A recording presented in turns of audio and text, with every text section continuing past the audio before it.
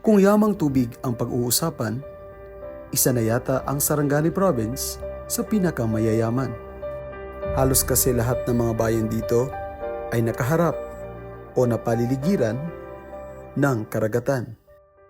At dito sa bayan ng Kiamba, Sarangani, daang-daang mangingisda ang handang harapin ang panganib ng dagat. Maitaguyod lang ang kanilang pamilya.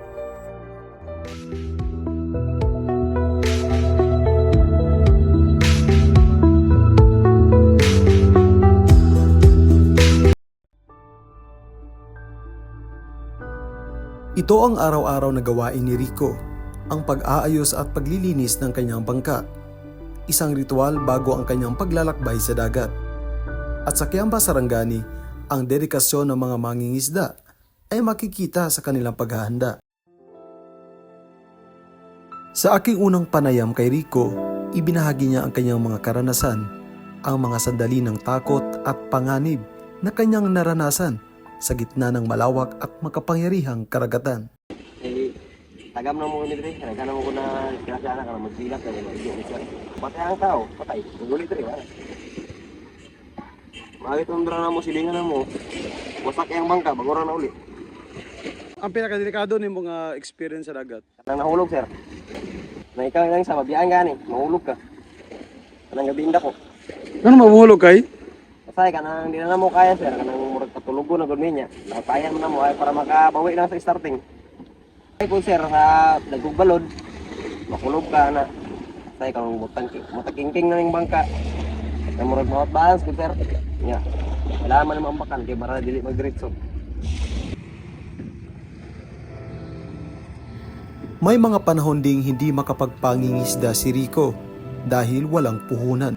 Nga, mga barato ang kwan, barato ang kilo, mapildi. Isa na muli balik. Sa mapildi ka sa starting sir, Aabot sa 40% ng kabuuang populasyon ng Kiamba ay mga mangingisda. Kapansin-pansin ang pag-unlad ng 4 to 5% sa kanila dahil sa paglipat mula sa tradisyonal tungo sa commercial fishing. Pero si Rico, imbis na magtrabaho sa mga malalaking sasakyang pandagat, pinili niya na bumili ng sarili niyang maliit na bangka. na.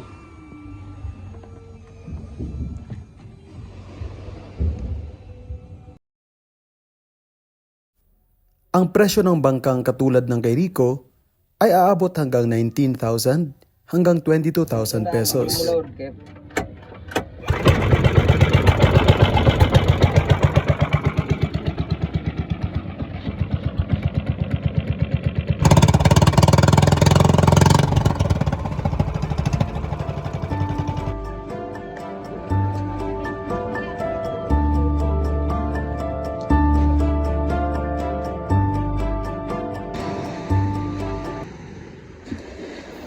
Kinaumagahan, maagang nagising si Rico. At tulad ng ibang mga mangingisda, walang nakatitiyak sa magiging takbo ng araw na ito.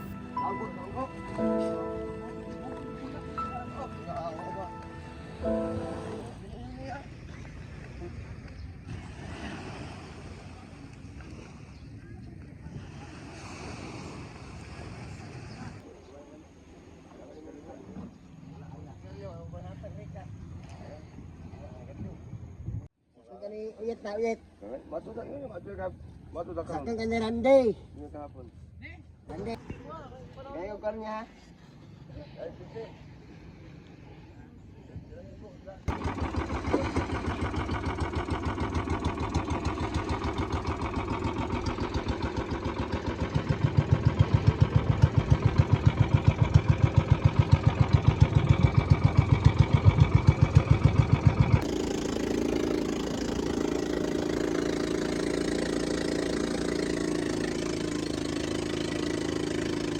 Ito ang unang pagkakataon na mapapanood ko kung paano nga ba ginagawa ang aktwal na panghuhuli ng isda. At sa mga sandaling ito, umaasa ako na sana ay maraming isda ang mahuhuli ni Rico.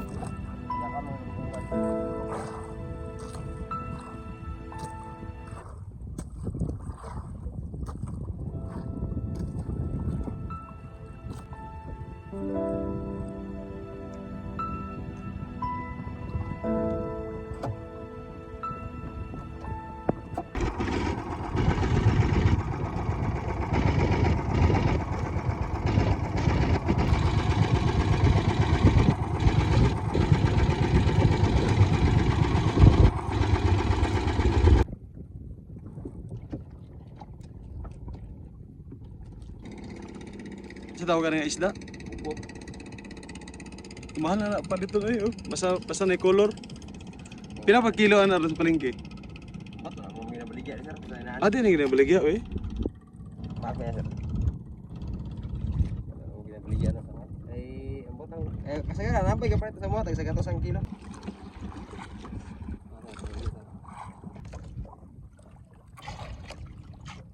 Wow.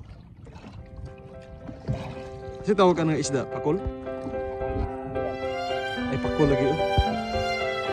Pila ka 180 mga pakol no? Ah, 70 na.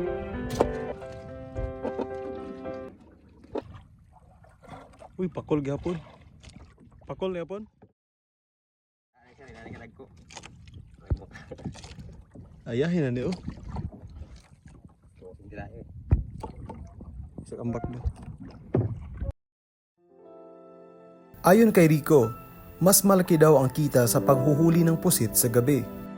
Paminsan-minsan, sinisikap niyang mangisda sa araw upang magkaroon ng ulam ang kanyang pamilya. May matambahan at bluefin tribal. Nakain ka mo. 200. Kadlaw. Pero kung mangnakos ko sir, nakamusit yun ako. Musit na yun akong trabaho.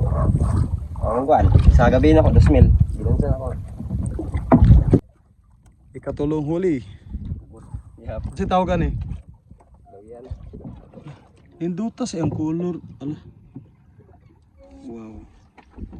Dili ni pakol. Pakul ka na sir, lawyan. Wala nga variety.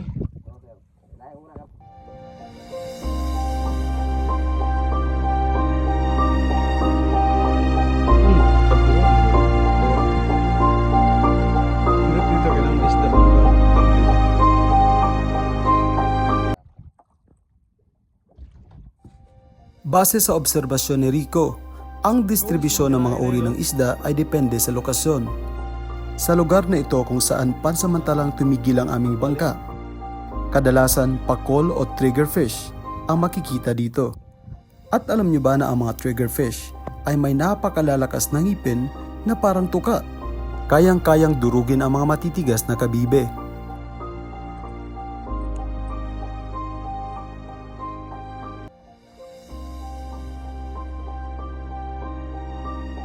Halos magdadalawang oras na kami sa dagat at 6 na pakol pa lang ang aming nahuli.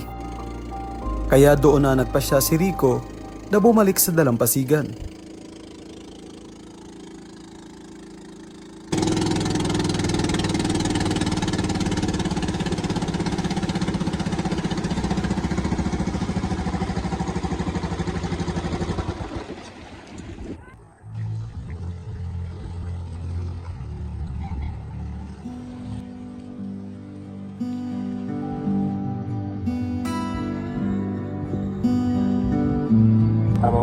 Trabaho ka ng magkakuhan.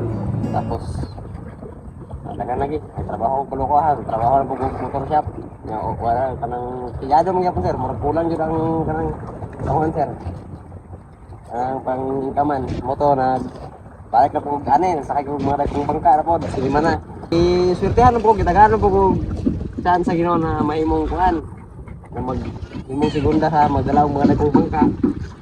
Kaya privilege ko kung amo no ban na mo sariling targetan pero malit nga po targetan amo no naka-kwan pod ano yan po siguro naka-kwan pod sa akong targetan naka-pundar po karang singgamay lang ko na balay ano nga ako eskwela ko kung kwan ang asawa ang mga anak parang na doon karon padayon lang gyapon sa kwan.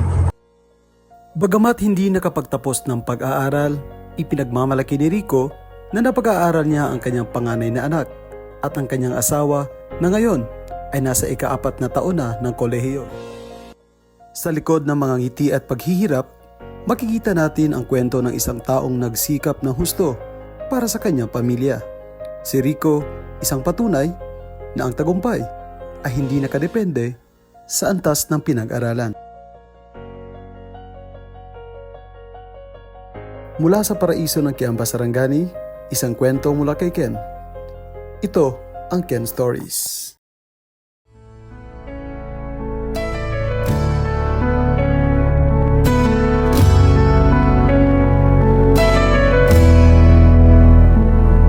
Sa bawat larawan, may kwentong tinatago. Lumalakad ang alaala sa bawat tagpo. Isang pahina ng buhay ang binubuo sa Ken Stories.